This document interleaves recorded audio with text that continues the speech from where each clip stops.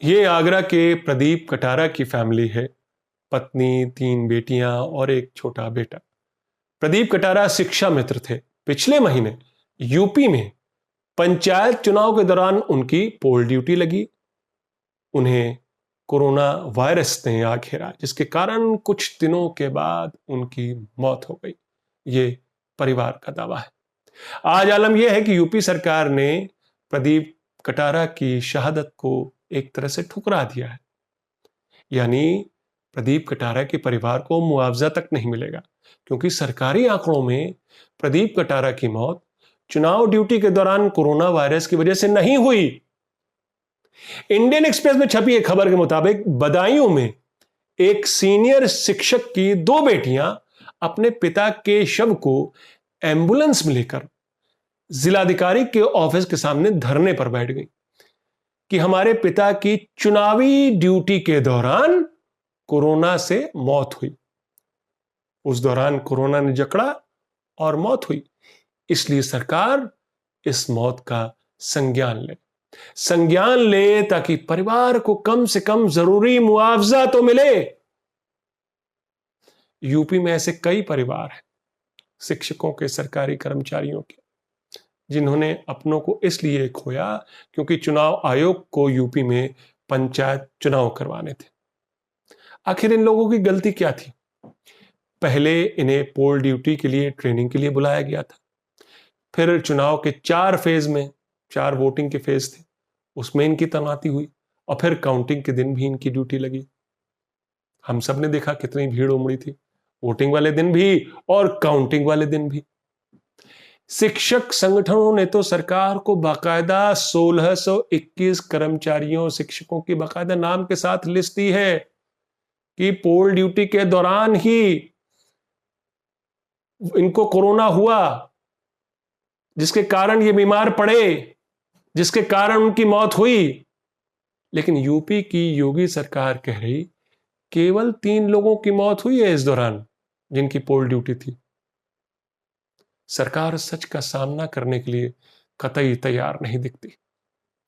नमस्कार, मैं हूं आपका न्यूज बाज प्रभात शुंगलू। मेरा आज का सवाल, क्या यूपी पंचायत चुनाव के दौरान कोरोना से हुई मौत के आंकड़े सरकार छुपा रही है? अपने जवाब हां या ना में जरूर दीजिएगा।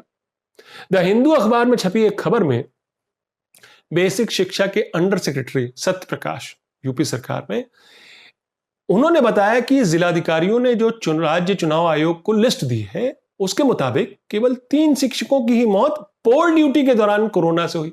अब सरकार का तर्क सुनिए। सरकार कह रही है कि पोल ड्यूटी उतनी ही देर की हुई जितनी देर में कर्मचारी या शिक्षक अपने घर से काम पर निकला, ट्रेनिंग ली और फिर वापस घर लौट आया। उसके बाद उसके साथ क्या हुआ उसके लिए सरकार कैसे जिम्मेदार हो सकती है, यह तर्क दिया जा रहा है। लेकिन कोरोना संक्रमण कब हुआ यह कौन तय करेगा? कोरोना ने कब अटैक किया आपको?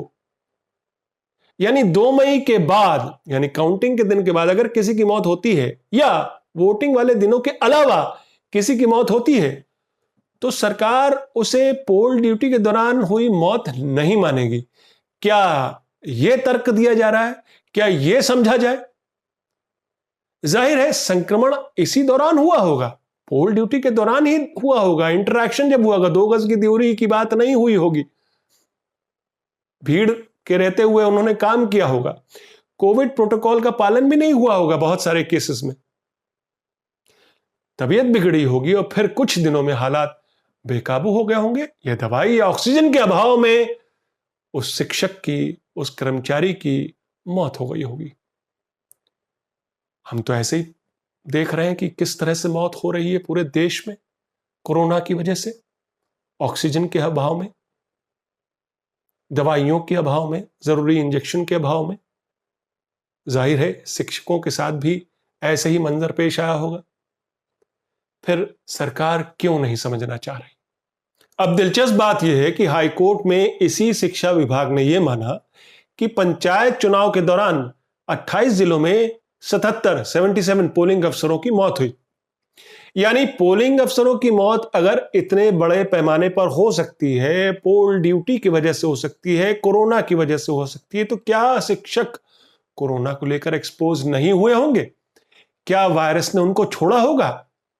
वो भी तो उतने ही एक्सपोज्ड थे, खासकर तब जब यूपी के कई जिले उस दौरान पूरे अप्रैल में और आज भी वायरस की बुरी तरह चपेट में है।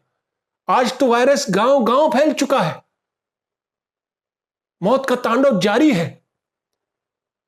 बल्कि जब हाईकोर्ट में सरकार ने कहा कि वो हर परिवार को 30 लाख का मुआवजा देने के लिए तैयार है, तो हाईकोर्ट ने यहां तक कहा कि मुआवजे की रकम 1 करोड़ रुपए करने के बारे में सरकार को विचार करना चाहिए, क्योंकि राज्य और चुनाव आयोग ने मिलकर इन कर्मचारियों को पोल ड्यूटी में जानते बूझते लगाया।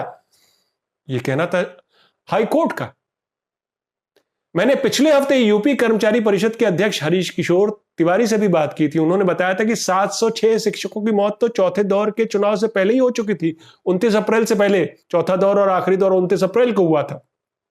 इसके बाद 2 मई को काउंटिंग के बाद भी इससे कहीं ज्यादा मौत हुई।